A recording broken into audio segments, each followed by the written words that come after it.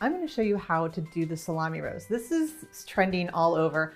While I show you, I'm also going to tell you why it's not actually my favorite way to do it. But the way you do this, you can do it with other thin sliced vegetables, which I think are great as well. So let me show you how to do it, and let me tell you why maybe the salami roast isn't the best thing to put on your cheese board.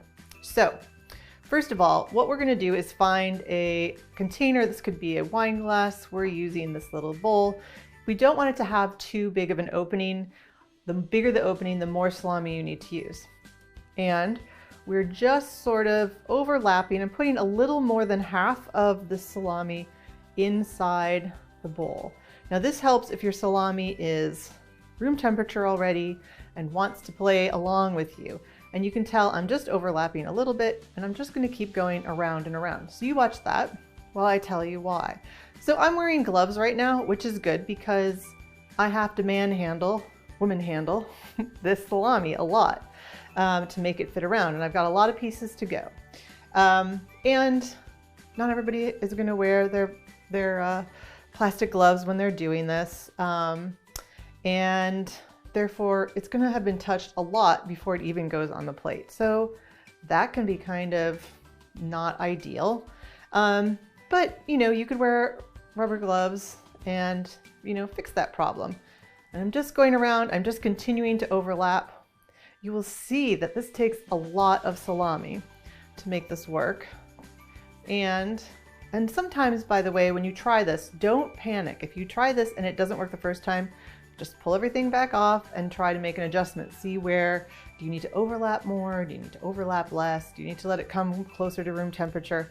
And you can see I've got kind of a little opening there. I'm just going to keep going. I'm using all of my salami here just to make sure this is a nice thick roast.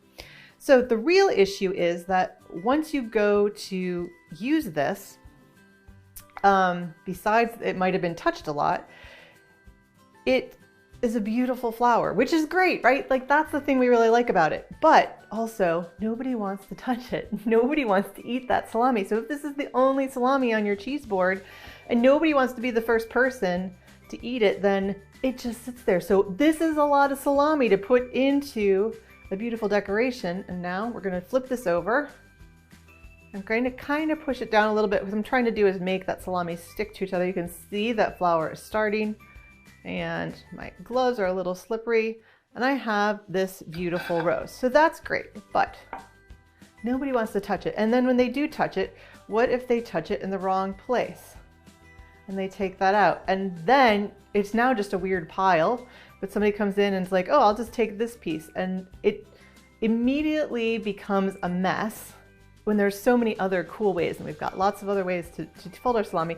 So it's a really great decoration. When would I use this? So one, if I had like really thinly sliced, maybe watermelon radishes, or even doing this, but on a big charcuterie board. And a charcuterie board is a board filled with meat. It's not a cheese board. It's not a s'more board. It's not anything else. It's a meat plate. Then I might actually want to do this as a decoration in amongst all of the rest of the salamis and meats, because people will be okay with that. But you can see that this has already come apart and only 2 people walked up. They're not going to be careful. They're going to be like excited to eat it, or they're going to be afraid to eat it. And that's kind of why I love the shape. I love the decoration, but I don't know if it's the best use of your salami on your cheese board. So give it a try when you're doing other salami, but think about whether or not you want to try it with something else and really make it a decoration that can just look beautiful on your next cheese board.